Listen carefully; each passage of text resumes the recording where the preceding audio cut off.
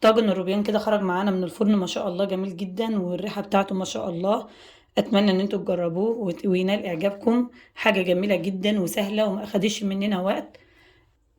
السلام عليكم ورحمة الله وبركاته، يا رب تكونوا بخير وبصحة جيد. لو انتوا أول مرة تشوفوني، أنا اسمي لمياء، قناة لولو في المطبخ. أتمنى إن هي تنال إعجابكم. وقبل ما نبدأ وصفتنا، يلا بينا نسمي الله ونصلي ونسلم على رسولنا الكريم سيدنا محمد صلى الله عليه وسلم.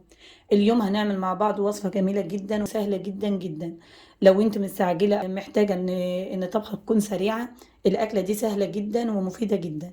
وهي عبارة عن طاجن الروبيان. معانا كيلو من الروبيان متنضف ومتقشر كويس. هنعمل لها تتبيلة هتفضل فيها مدة 10 دقايق لو انت مستعجلة، او ممكن تجهزها قبلها بوقت.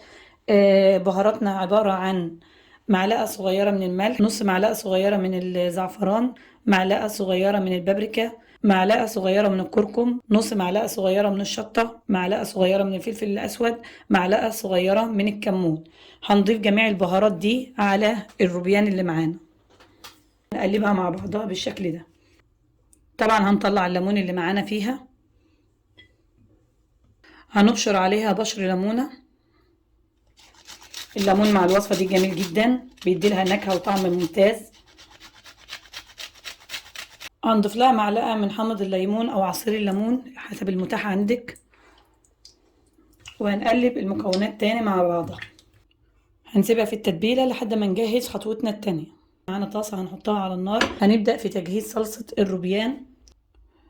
معانا فنجان من الزيت، أو ممكن تستبدلي بالزبدة. الزيت كده سخن معانا حبة كبيرة من البصل مفرومة، هنضيفها مع الزيت. احنا هنسيب البصل بس ان هو يتبل، لمجرد بس ان هو يتغير لونه كده. البصل بدأ يتبل معانا هنا معلقة صغيرة من الثوم المهروس، هنضيفها مع البصل. هندوم تشويحة مع بعض. معانا 6 حبايات من الطماطم متوسطة الحجم، متقشرة عشان القشر ما يضايقناش في الأكل، هنضيفه مع البصل.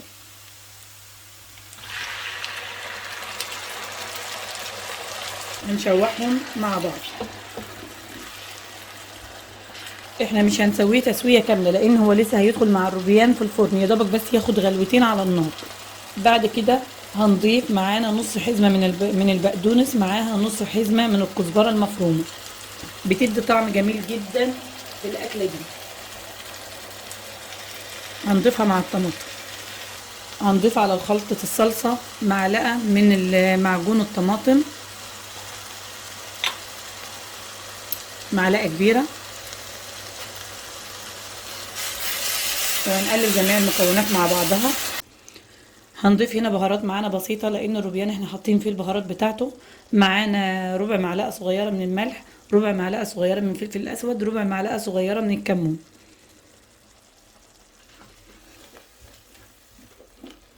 وكده صلصة الطماطم أصبحت جاهزة معانا. أكلة سهلة وخفيفة وما بتاخدش مننا مجهود نهائي. يلا نشوف آخر خطوة معانا. هنرفع الصلصة من على النار. معانا هنا طاجن، هنبدأ نوزع فيه نص كمية الصلصة اللي معانا، وهنوزعه في الصينية بالشكل ده. وهنضيف عليه الروبيان.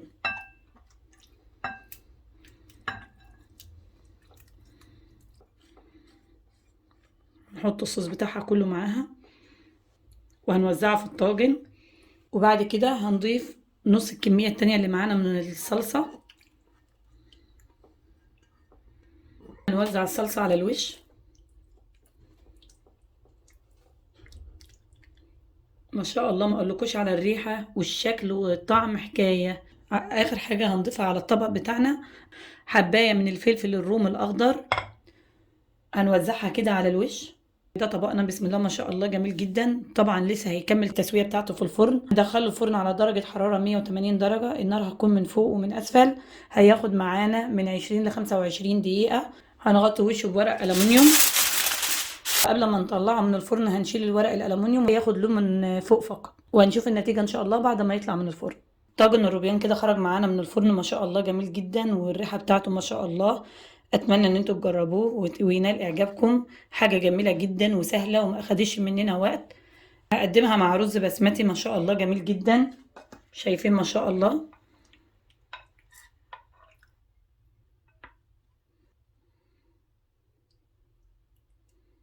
ما شاء الله جميله جدا وبهاراتها مظبوطه جدا.